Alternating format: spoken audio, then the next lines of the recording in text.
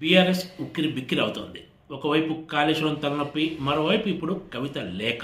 కాళేశ్వరం అక్రమాలపై తెలంగాణ ప్రభుత్వం నియమించిన PC Ghosh commission ఇటీవలే బీఆర్ఎస్ అధినేత మాజీ ముఖ్యమంత్రి కేసీఆర్కు నోటీసులు జారీ చేసిన సంగతి తెలిసిందే. జూన్ 5న తమ ముందు హాజరు కావాలని ఈ నోటీసులో పేర్కొన్నారు. కేసీఆర్కే కాకుండా మాజీ మంత్రులు హరీష్ రావు, ఈటెల రాజేందర్కు కూడా కమిషన్ నోటీసులు జారీ చేసింది. ఈ సమస్యను ఎలా ఎదుర్కోవాలనే అంశంపై బీఆర్ఎస్ అగ్రనేతలు ప్రస్తుతం తర్జన భర్జనలు పడుతున్న వేళ గురువారం నాడు కేసీఆర్ కుమార్తె ఎమ్మెల్సీ కవిత ఆ పార్టీ అధినేత కేసీఆర్కు రాసిన లేఖ ఒకటి వెలుగులోకి వచ్చింది. ఇప్పుడు తెలంగాణ రాజకీయాల్లో ఇది హాట్ టాపిక్గా మారింది. కేసీఆర్కు రాసిన 6 పేజీల లేఖలో కవిత పలు అంశాలను ప్రస్తావించారు. ఇవన్నీ కూడా బీఆర్ఎస్ను, మాజీ ముఖ్యమంత్రి కేసీఆర్ను ఇరకాటంలోకి నెట్టేవే అని చెప్పొచ్చు. స్వయంగా తండ్రిపై ఎమ్మెల్సీ కవిత తిరుగుబాటు జెండా ఎగరేయడం వెనక కథ ఏంటా అన్న చర్చ కూడా సాగుతోంది. గత 10 ఏళ్లలో తెలంగాణలో సామాజిక న్యాయం జరగలేదంటూ కొద్ది రోజుల క్రితం ఎమ్మెల్సీ కవిత చేసిన వ్యాఖ్యలు కూడా పెద్ద ఎత్తున చర్చనీయాంశంగా మారాయి. గత కొన్ని రోజులుగా బీఆర్ఎస్ సారథ్య బాధ్యతలు మాజీ మంత్రి, ప్రస్తుత వర్కింగ్ ప్రెసిడెంట్ కేటీఆర్కి అప్పగిస్తారనే చర్చ సాగుతోంది. ఈ తరుణంలోనే కవిత తన స్వరం మార్చడం ప్రాధాన్యత సంతరించుకుంది.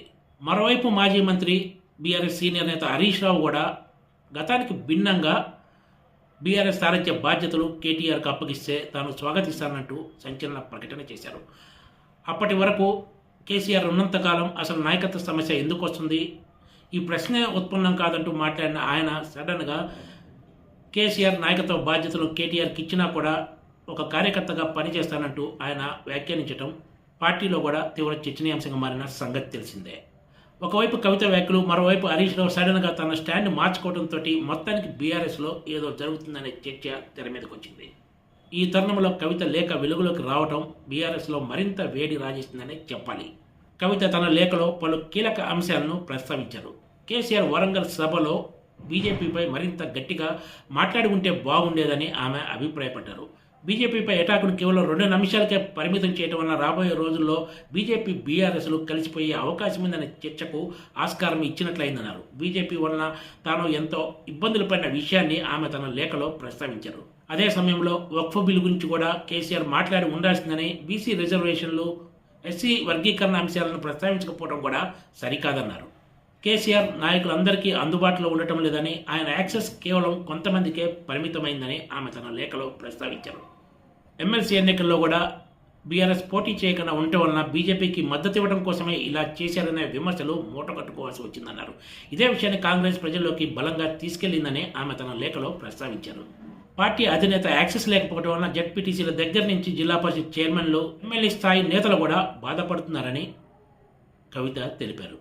అందరికీ అందుబాటులో ఉండేలా ప్రయత్నించాలని సూచించారు. వరంగల్ సభ సక్సెస్ అయినా కూడా ఈ సభలో 2001 నుంచి పార్టీలో ఉన్న ఉద్యమ నాయకులకు సరైన ప్రాతినిధ్యం దక్కలేదన్నారు. పాత ఇన్ఛార్జీలకే తిరిగి బాధ్యతలు ఇవ్వడం కూడా కేడర్కు నచ్చలేదని తెలిపారు. స్థానిక ఎన్నికల్లో పోటీ చేయాలనే ఆసక్తి ఉన్న వారికి నేరుగా పార్టీ ఆఫీస్ నుంచే బీఫామ్స్ ఇవ్వాలని సూచించారు. కవిత అమెరికా పర్యటనలో ఉన్న తరుణంలో ఈ లేఖ వెలుగులోకి రావడం మరింత ప్రాధాన్యత సంతరించుకుంది. వరంగల్ సభల వేదిక మీద కేవలం కేసీఆర్, కేటీఆర్ ఫోటోలు మాత్రమే ప్రధానంగా పెట్టిన సంగతి తెలిసిందే. ఇక్కడ కవిత, హరీష్ రావు ఫోటోలకు ఎక్కడ చోటు దక్కలేదు. ఇది కూడా అప్పట్లోనే పార్టీలో తీవ్ర చర్చనీయాంశంగా మారింది. అయితే కొంతమంది నాయకులు మాత్రం కవితకు ఇప్పుడే ఈ విషయాలన్నీ ఎందుకు గుర్తుకొచ్చాయన్న సందేహాన్ని కూడా లేవనెత్తుతున్నారు. అధికారంలో ఉన్న సమయంలో కూడా కేసీఆర్ కనీసం మంత్రులకు కూడా అపాయింట్మెంట్ ఇవ్వలేదనే విమర్శలు ఎదుర్కొన్న సంగతి తెలిసిందే. ఇక ఎమ్మెల్యేల సంగతి అయితే సరే. ఇప్పటికే ప్రతిపక్ష బీఆర్ఎస్ ఎన్నో సవాళ్లు ఎదుర్కొంటుంది. ఈ తరుణంలో స్వయంగా కేసీఆర్ కుమార్తె పలు అంశాలను ప్రస్తావిస్తూ రాసిన లేఖ ఖచ్చితంగా ఆ పార్టీని ఇరకాటంలోకి నెట్టేదే అని చెప్పొచ్చు. అయితే ఈ సమస్య నుంచి బీఆర్ఎస్ ఎలా బయటపడుతుందన్నది రాబోయే రోజుల్లో కానీ తెలియదు. Please subscribe TGTV.